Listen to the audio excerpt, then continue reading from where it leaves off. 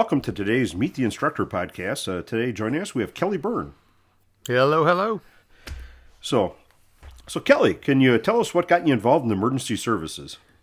Yep, I suppose like a lot of people, it was a family thing. My dad was a fireman in Washington, D.C. From the time I was 1 or 2 years old, so I kind of just grew up with that. Several other family members in the fire service as well, so yep, just a family thing, and I suppose it was a natural interest. Eventually, I didn't want to do it at first. I wanted to be a guitarist in a rock and roll band, and have big long hair and dreams of that. But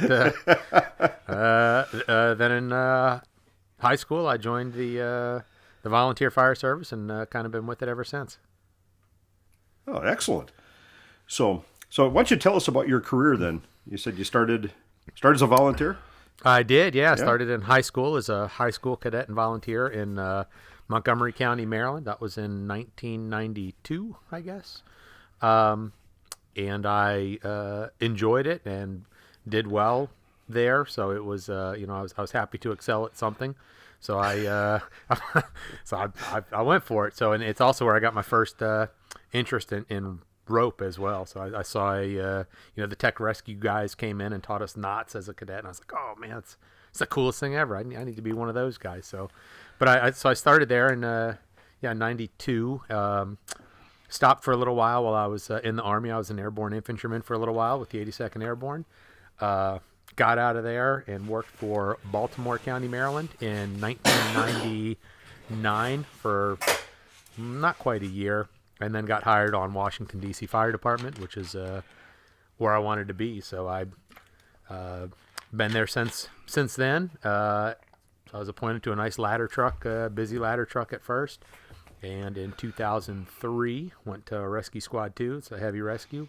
And have been there since early 2003. And for the past 6 years, I've been a driver there.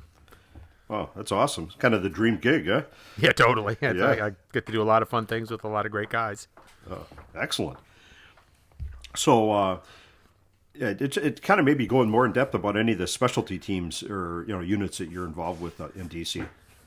Sure. So, there are 3 heavy rescue squads. We're responsible, all of them are responsible for all the technical rescue disciplines. You name it, we do it. In addition to the normal heavy rescue stuff, we have a tunnel rescue team with long duration breathing apparatus, as well as a 60-ton rotating boom wrecker. Both of those are out of my firehouse. But we do all all 3 of the rescue squads do high angle, confined space, assist on hazmats, ice rescue, water rescue, you name it, we're equipped for it. So we got our hands in a lot. And one team I didn't talk about in my fire service career, I worked part-time and as a volunteer out where I live in Washington County, Maryland, or near where I live. And just a lot of technical rescue there too, which is there's loads of it out here that industrial wise it is not in the city. So had a decent experience there as well. Well, I'd imagine too, being doing all of this in DC with all the unique challenges that come with that city has to be interesting. It is, it's probably a lot of cities have their own interesting challenges as well. But being the being the capital, it's there's a lot of interesting politics in there too, and we got like 30-something police agencies in there, so it's definitely a there's quite a bit going on there. So it's interesting and fun, and you just got to pinch yourself sometimes. You're like, holy cow, like I'm at the top of the dome of the U.S. Capitol. Like it's not many people get to say that. It's fun. Oh yeah, that has to be. Yeah, totally. Got to be kind of challenging to find anchors up there, I would imagine. My usual shtick when I'm teaching the anchors, like I did a tensionless hitch around the statue on top of the Capitol dome. The statue's name is Freedom. So my usual line is like, I anchored to the foot of freedom. Like there is no more bombproof anchor than that, So yeah, it's It was actually surprisingly easy. Like it was a big old statue to wrap around the base with. It was pretty cool. We did a high line from the dome of the Capitol to the flagpole on one of the sides of the Capitol. It was pretty neat. Oh, that is awesome, man. Not many people can say they've anchored to the top of the Capitol. No, probably none. You know, I don't have much to claim. I guess I'll have to claim that. Yeah. Oh, man, that is awesome. Yeah, man. Yeah. So when did you start with CMC? I started with CMC as an instructor almost 9 years ago exactly. Prior to that, I was a dealer for the equipment side of things. But yeah, 9 years as an instructor. And it was interesting when you and I were talking, pregame in this interview that, if you'd asked me, we had to look it up because I couldn't remember. But if you'd asked me, I'd have said 5 or 6 years. And, it's almost double that. And I think that really just, highlights how quickly the time has gone because it's been such a good time teaching for CMC. I've got to go to some really cool places, meet some really cool people, and from different environments too. Like I don't do mountain rescue, but I've gotten to work with and talk rope with mountain rescuers and industrial people. Outside of my wheelhouse, but gravity's the same and for everybody, and the techniques aren't too terribly different. So it's been fun, real fun. Yeah, and how long were you a dealer then before you started as an instructor? Probably since 2005 or 6, if I had to guess. So, oh wow, I've been long time. A dealer. Yeah, and I still am. So, but yeah. I've been a dealer for quite some time, and I like both sides of it. I like the equipment side and I like the teaching side. So it's CMC's been a really fun place to work and just a really good fit for me, and hopefully I'm a good fit for CMC. I think I am, but it's it's good fun. Well, I think too, one of the things, because you are, you do kind of handle both sides of the fence there, that you've actually probably been one of the most effective equipment testers out there. It's interesting. Yeah, it's been I think so. Like I definitely like to go way far down the rabbit hole of asking questions, which is interesting to me because I did not enjoy that sort of thing. Just as a kid in school, like I didn't care anything about science and variables and blah blah blah. That didn't do it for me. But now it definitely does, to be able to analyze things. It's been fun. Like it's a cool skill to have learned and hopefully pass on to my kids. Yeah, I kind of get a kick out of it. It reminds me of the old E.F. Hutton commercial when I see the engineers, from CMC and other companies around you. It's like when you talk, they listen. It's kind of cool. No, it's definitely cool. And again, that's a good thing about working for CMC. I mean, for all of us at the rescue school, you got like a direct line to the guy who put pencil to paper to try and make whatever product we're on happen, and to be able to talk to that person and then to have them listen to your input, like that's pretty cool. Like, and it's a fun thing teaching class. Somebody's got a question you've never heard before, you don't have an answer to, like, what, I got that guy's phone number, like I'll find that answer, like give me 10 minutes, I'll have it to you by the end of lunch. So it's super cool. It's definitely an open company that way, so it's very fun. Yeah. So what? So maybe if you can tell our listeners, what subjects do you teach for CMC? So I teach just the rope rescue 1 and 2 class right now. So I'm happy doing that, and eventually I would like to go on and teach some other stuff. But right now, the constraints of time with the rest of living have kept me just teaching the rope rescue 1 and 2. I thoroughly enjoy doing it, so I'm happy to be doing that. Well, and then you do some on the contract side too. With us, you do the custom vortex classes then too, right? Oh yeah, you know what? Yeah, I do. I do that too. I forgot about that. Yeah, teaching contract classes and the artificial high directional, specifically the Arizona vortex that we've got. I'm pretty nerdy with that thing. So it's fun to teach it's fun to teach that, and I've been able to teach and do that. We have a vortex class coming up. First one CMC's run. I'm one of the instructors with that as well, and super excited to do it and see where that takes us. Yeah, and it's kind of cool too, because some of the techniques that that people from all around the country look to and teach is actually one of them you invented. Yeah, yeah, it was me and the guys from at work. We the Dortex, specifically, using an Arizona Vortex for, elevator hoistway anchoring and or window anchoring in a building. But yeah, we had an incident where one of our rescuers had some edge protection flip over on his finger, and I was upset with that, and we had a Vortex, and I was. Decided I didn't want anybody's finger to get lobbed off again. So, I mean, it was, we messed up, but it still happened. So, set me down a road to, with the guys at work, we had some vacant buildings and just went around and, tried out a bunch, loads of different ways of setting this thing up, and eventually came up with a pretty simple way of setting it up. And, yeah, it's been, it's pretty widely accepted now. And it's super fun for me because it really just started with, 5 guys on a fire truck messing around trying to solve a problem. And, we eventually did. And now it's a thing. I think I'm just the mouthpiece for it, but it was definitely a group effort with my guys. Well, and you've not only, like within our Vortex classes and, and talked about it on other podcasts and videos and so on, but you've actually presented that at ITERS along with a lot of other subjects, right? Yeah, I have. So the International Technical Rescue Symposium is kind of like a Star Trek convention for rope geeks. And yeah, I went for a couple of years.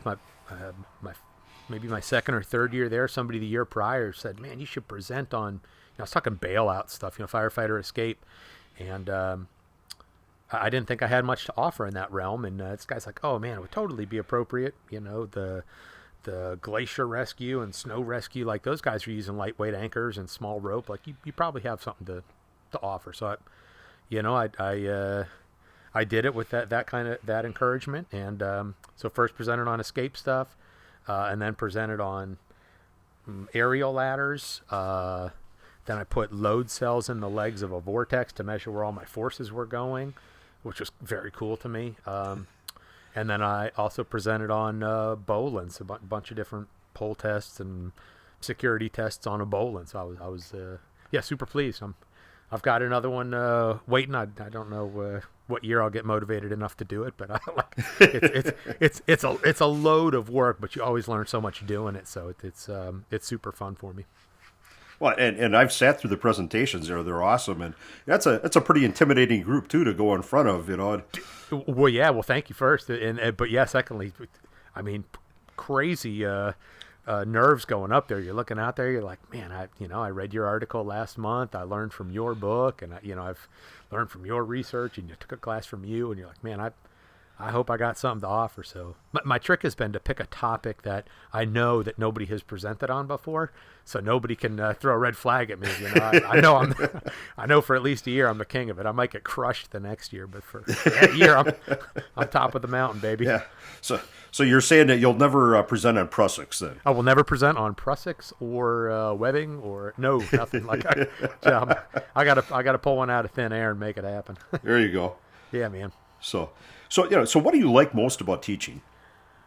The thing I like most about teaching, like I can point to it. I know when it happens in our CMC class specifically, is watching either the light bulb go on a concept for people when they just like, when they're confused, and then you explain it, for the, third time or a different way, and they're like, oh my God, that makes so much sense to me. So that part, like just helping people understand, because I know how much I appreciated learning things, that I was confused with for a while. So that moment, like seeing the light bulb go on, is really, really awesome. And the second one is seeing somebody who is scared of heights on rappel day finally go over an edge and realize that everything's all right, and that everything you told them was going to happen did, and what you told them wasn't going to happen didn't. Like very specifically, that makes me probably more happy than anything. And it's such a, I don't know, like it's a minor thing, or such a basic thing, I suppose, getting over that edge the first time. But I love that, like that for us on the 1 and 2 classes on a Wednesday, and for whatever reason, like that just makes me smile when somebody puts their trust in you to go over that edge, and everything's all right. That makes me happy. Oh, that's very cool. Yeah, man. So I know you're a really busy guy. So when you aren't teaching or at work, what do you spend your time doing? Well, I try and be an excellent husband to my wife and an excellent father to my two little girls who are, currently 11 and 12. I'm a full-time fireman in Washington, D.C., and my hobbies are playing heavy metal music on the drums and then going out into my garage. I've got a Bridgeport milling machine and a big old lathe and, making big pieces of aluminum into smaller ones that occasionally work. So I got no training on it. I'm YouTube certified, but I enjoy that. Like I enjoy, much like you're a woodworker, I enjoy taking, raw materials and making them into something usable. So I think that's, those are my hobbies, music and metal, heavy metal and, whatever, cutting metal. Metal, yeah. Real metal, yeah. And it's kind of funny. I know we've talked on previous podcasts, and incidentally for our listeners too, Kelly is the other. We kind of take turns hosting the CMC podcast, and plus sometimes we're both on them in discussions and stuff. And I know Kelly has talked about kind of his process that he's really learned how to do, like the load cell things and all that. I mean, literally, you've created a lot of that from the ground up. Yeah, it's and it's fun pulling from so many different environments, or whatever. Just drawing on a lot of inspiration from other people's work and just applying it to us. Just seeing how it could apply to rope rescue. But yeah, I mean, the dirty backstory is I wanted a lathe for about a million other things, and told my wife I needed it for this one project to. Measure forces in a vortex. She's like, all right, whatever you need, just get it.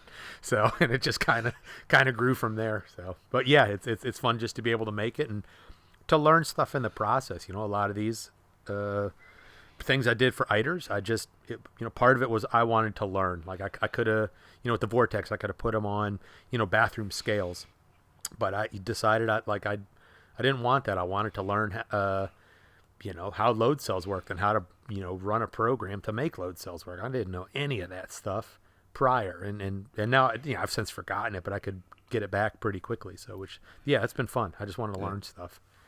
So I guess the one question I have for you, though, have you figured out how to convince your wife that a pull test sled is a log splitter? Yeah, that's what I'm like. We don't even have trees, but I need one, you got to see the air compressor I got. I told her it was a water heater. But there you go. Big old V-twin water heater. Oh, there you go. I've got a spare gas motor just waiting for that, and I aim to make a portable pull test sled. I want to put an axle and wheels under it, and just make it a trailer. Like the whole thing is his own trailer. So that's my next project. Oh, very cool. Yeah. That's it. Yeah. Mike, your buddy Mike Forbes will be envious of that. Yeah, I think it was probably his idea actually. Like he made he made a pull test sled. He's like, man, we got to put wheels under it. I was like, darn right we should. So, that's another great eiders presentation. How to build your own pull tester. So lots of lots of really smart, cool people, and I think he's one of the inspirations for me doing that kind of stuff. So yeah, loads of cool stuff out there. Yeah. So and knowing you too, I am almost nervous about asking this next question. So is there anything in tech rescue you have very strong feelings about? All of it. No.